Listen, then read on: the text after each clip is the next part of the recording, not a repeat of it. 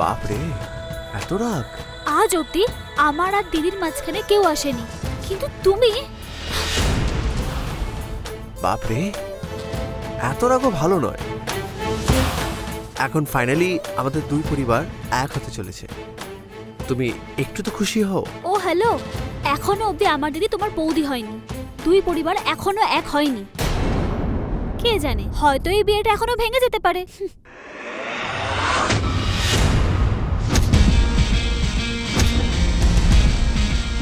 তুমি নিজেকে কি ভাবছো? প্রত্যেক কথায় তর্ক করছো। একটা কথা মনে রেখো, তুমি তোমার দিদির নয়, আমার দাদারও বিয়ে তুমি ভাঙার চেষ্টা করছো। অনেক বছর পরে আমার ঘরে, অনেক বছর পরে আমাদের বাড়িতে খুশি আসছে, আর এই বিয়ের জন্য আমার দাদা, আমার পরিবার সবাই আনন্দে আছে। আর এই বিয়েটা হবে মানে হবেই।